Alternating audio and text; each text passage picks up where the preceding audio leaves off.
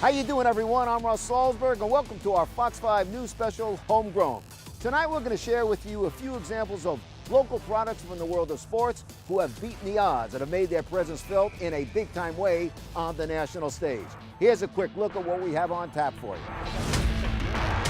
Up first, the story of grit and determination rising out of the mean streets in the Bronx. I felt that God had blessed me with a little bit of talent. If I didn't use it, I was cheating him. Willie Worsley may have stood only 5 foot 6 inches tall, but his basketball stature is the stuff of legend, including breaking down racial barriers and receiving the game's highest honor. Good, there you go. Then we step into the squared circle out in Staten Island, where boxing trainer Teddy Atlas uses the sweet science as a way to mentor youngsters and world champion fighters as well. And finally, the story of a kid raised in the projects of Elizabeth, New Jersey, who grew up to become head coach of one of the NFL's historic franchises. Todd Bowles' triumphant return home. Daddy B, what's up, man? How you doing, man? I've been doing all right, man. But right now, what do you say we begin in the South Bronx, where an undersized Willie Worsley began a life in basketball, dealing with adversity and racism along the way. But in the end, this homegrown star not only persevered in making it to the top of the game, he became part of history while changing the face of college basketball forever. 5-5! Hit a man! They got to be in the paint. Everybody got the rebound.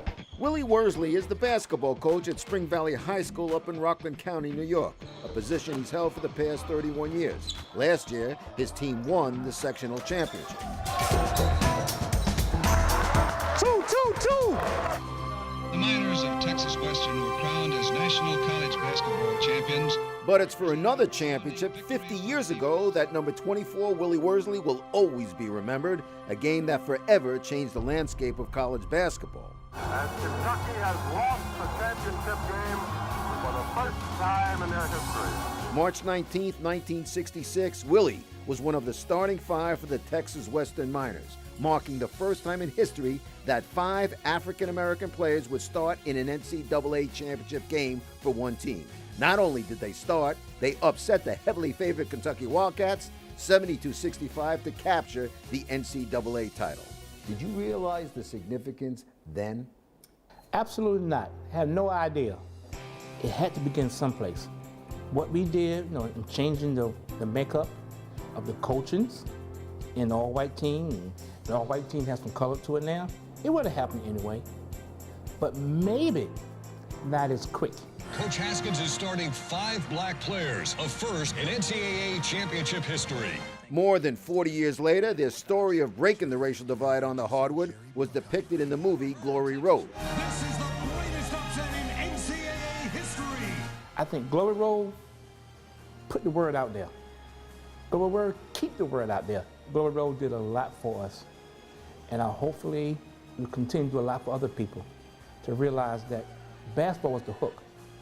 The history of the 60s was really what we was talking about. The film brought to light the difficult journey faced by head coach Don Haskins and his groundbreaking team. People started to call us names beside the name that our mother and father gave us. You want to shut them up, then win. Coach Haskins was very good at that. He taught us that if we wanted to shut them up, outscore them on the scoreboard. An amazing fact about Willie Worsley is that he never played basketball until he was 13 years old. But once he did, the little man was making some very big things happen right here at DeWitt Clinton High School in the Bronx. I wasn't a bad kid. I never missed a day of school, high school. Why? My mother got up every morning and went to work. If she can go to work and put food on my table and clothes on my back, I for sure can go sit my little fat butt in the desk and learn. And it was at DeWitt Clinton in 1963 that team captain Willie Worsley, all of 5'6", would lead his team into a sold-out Madison Square Garden against Boys High to capture the New York City basketball title. Little big man Willie was named the game's MVP. I felt that God had blessed me with a little bit of talent. If I didn't use it, I was cheating him. And that's why I worked real hard at it. I had a sort of good jump shot, so I didn't have to go shoot layups. I was able to dunk the ball.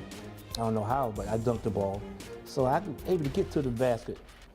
And my biggest problem was on defense. From the foul line down low, I mean, I'm 2'9", they're 6'9". But from foul line to foul line, that was my turf. Following his playing days at Texas Western, Willie was drafted by the Dallas Chaparrals of the old ABA. Then he quickly was traded to the hometown New York Nets. When they drafted me, and I went to Dallas and said I was going to the Nets, man, my eyes got big. You talk about teal joy. I said, when the plane leaving? I didn't even change clothes. I don't think I took a shower. It was really a beautiful thing, you know, to come back home, New York City, and play pro ball. Also among this Bronx kid's top memories, an invite to the White House for dinner with President George W. Bush. Motion, motion, motion. But it's the aspect of coaching that still gives this trailblazer his greatest satisfaction. Everybody got the rebound. You got it? Yeah. Come on, folks, go hard work. 1, 2, 3. Hard work. Look at my face. This is what basketball do to me. If I can help one kid to become a better person, a productive citizen, I'm successful. His autobiography is aptly named, Our Reward Will Be in History. And in 2007, Willie and his entire Texas Western team cemented their place in history as they were jointly inducted into the Naismith Basketball Hall of Fame. Ladies and gentlemen, Texas Western. He spoke about getting the call to top all calls. Will, you're in the Hall of Fame. So, you know, being from the South Bronx, you can't cry. Don't worry about it, I can handle this. Phone drop, I cry for 15 minutes. Yeah. And I still cry when I think about it. It's the best thing that happened me in my basketball career. You can't take away from us. History, Hall of Fame, #1, national champion. You can't take none away from us. This past March, Willie and his Texas Western teammates celebrated the 50th anniversary of their historic win. The great Jackie Robinson once said, "A life only matters on the impact it has on other lives." And Willie Worsley continues to live his life that way, impacting young people in a very positive way. Still to come, he's a kid from the streets of Staten Island. This is where I grew up, you know. This is where my father's from, my mother's from. This is where all the memories are. We'll show you why Teddy Atlas is in a league of his own when it comes to the fight game, next.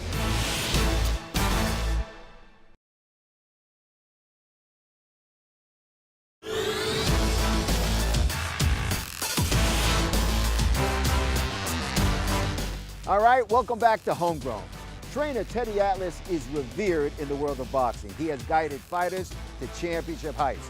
But tonight we're going to show you why this Staten Island guy is so much more about substance than show. Good, there you go. That's very good. Instead of waiting for me to catch up, doesn't it make sense to stay ahead of me? For Staten Island's Teddy Atlas, one of the best and most respected trainers in boxing, it doesn't matter if he's in the ring teaching kids.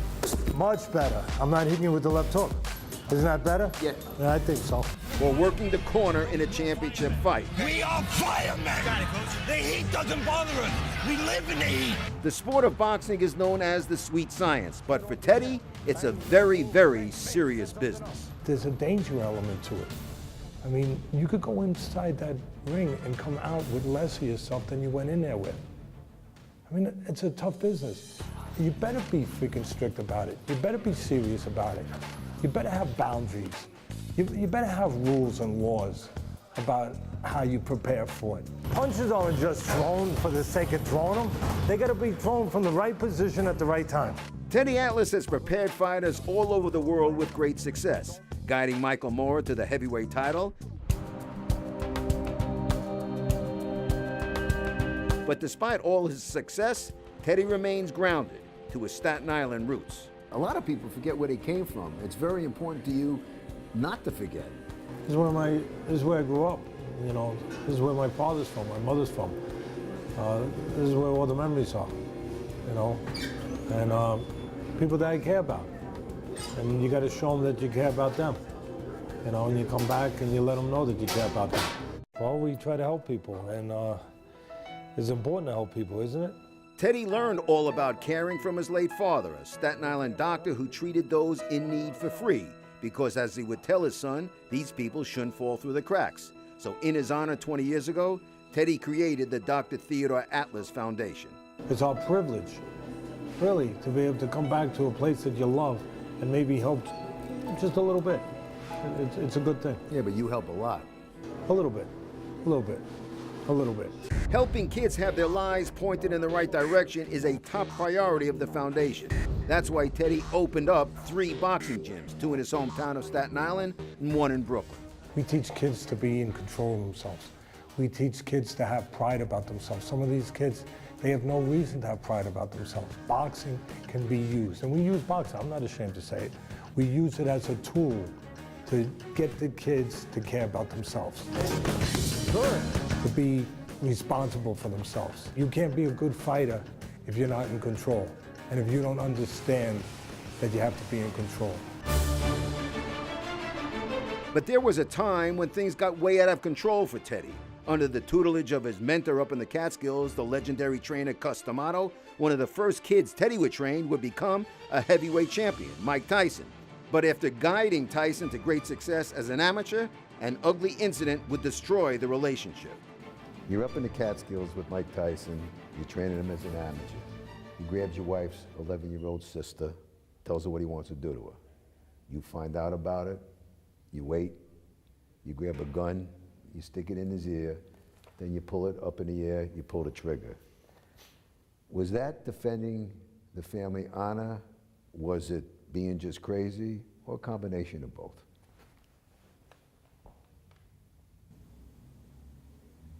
I thought it was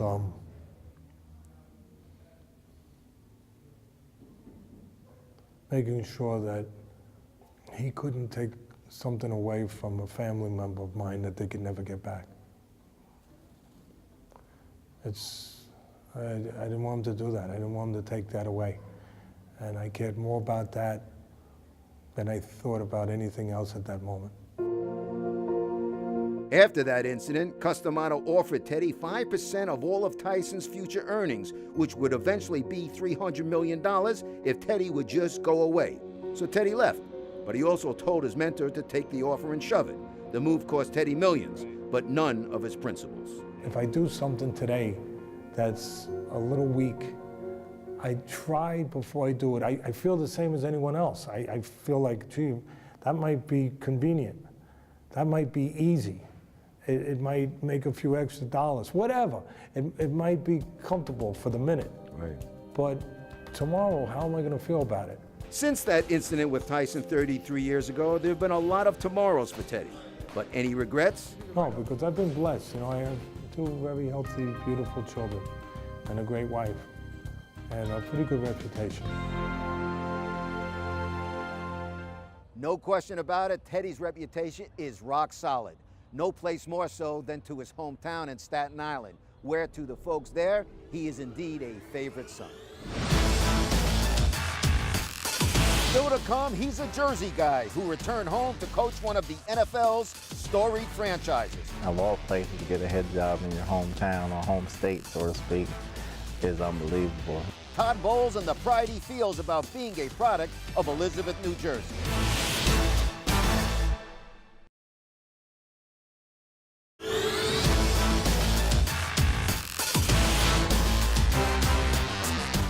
Thanks for staying with us for a Fox 5 News special, Homegrown. Now the story of a local Jersey kid who would return home to become head coach of one of the NFL's historic franchises.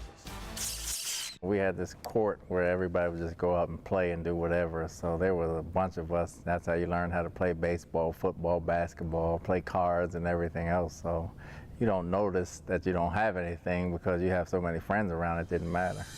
Todd Bowles grew up in the Pioneer Homes projects in Elizabeth, New Jersey, never knowing that one day he'd return to his Garden State roots and become head coach of the New York Jets. When you talk about Elizabeth, you got a smile on your face. So as you say, you didn't have a lot, but you did have a lot because it looks like it was good times for you there. It was great times. I wouldn't trade anything in the world for it. Growing up with the friends I had and going to school the way I did and learning the things and experience I've learned there, you can't get nowhere else. A former Major League manager, Jimmy Williams, once said to me, he said, Russ, you can teach players skills, you can teach them technique, you can't ever teach hunger. You buy that? I do agree with it. You know, you grow up kind of learning that and you kind of have it automatically. If you don't have it, you can't get it. You know, Coach Aarons used to tell me it's better to say whoa than sick 'em. So, you know, you got to have it. Coach Arians is Bruce Arians, the current head coach of the Arizona Cardinals. He was also Todd's college coach at Temple University, the school he attended on a football scholarship after starring in both football and baseball during his days at Elizabeth High. But following his college career, Todd's path to the pros hit a snag due to an injury. I was a one-armed guy. You know, I dislocated 6 out of 7 bones in my wrist. I was actually never supposed to play again. So I understood why I didn't get drafted. I went to the combine, but I couldn't do a push-up. I couldn't do a bench press at 225, and who's going to draft a one-armed safety? You go undrafted. You end up with the Washington Redskins, and in your second year, you're not only a full-time starter, you become a Super Bowl champion. That's quite an accomplishment.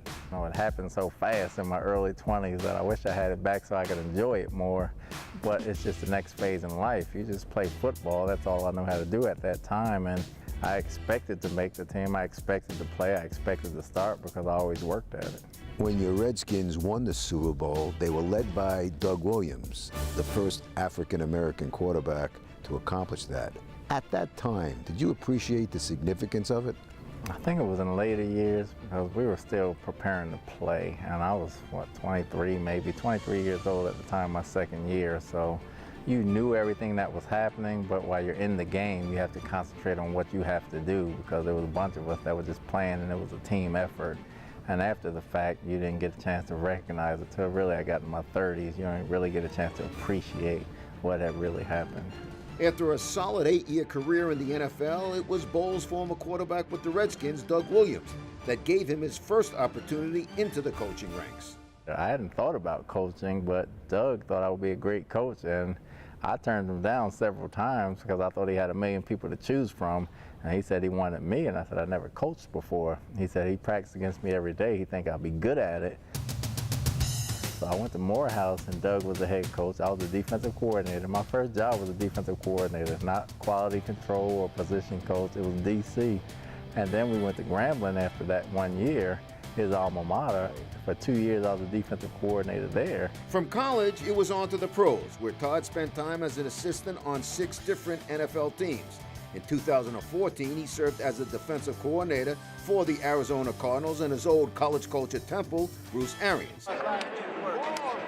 Then, the big break came in 2015, when Todd was named head coach of the New York Jets. Of all places to get a head job in your hometown or home state, so to speak, is unbelievable. You know, you really don't sit back and think about it until you retire, but some days you sit back and at least for a half a second, you're like, wow, I can't believe it. I haven't been home in a long time, so to come back home, especially to the fanfare that I've been getting and to coach a team as historic as the Jets is a great honor. You seem like a guy who is a no-nonsense guy, always on an even keel, very guarded about your emotions. Is that fair to say? I have my days. I'm about as crazy as everybody else. I have my days in practice where I'm yelling. I have temper tantrums like everybody else. I joke around a lot. I'm probably very sarcastic. But you know, that's all outside of football. Football-wise, no nonsense when it comes to loafing and being late for meetings and not knowing your assignments type of thing, but everything else, I'm normal. And dealing with the media?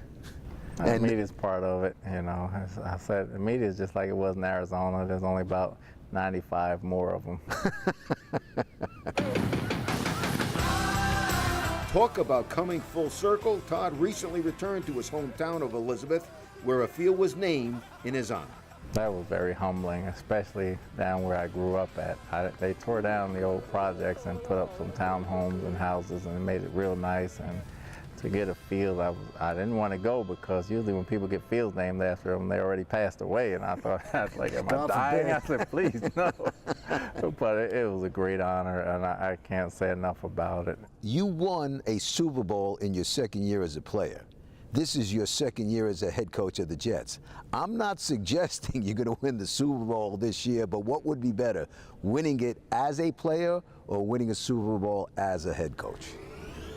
At 23, I would tell you as a player. At 52, definitely a coach. Good stuff from a top-notch guy. And that, folks, is a wrap on our Fox 5 News special, Homegrown. Thanks for joining us. I'm Russ Salzberg. Have yourselves a good night.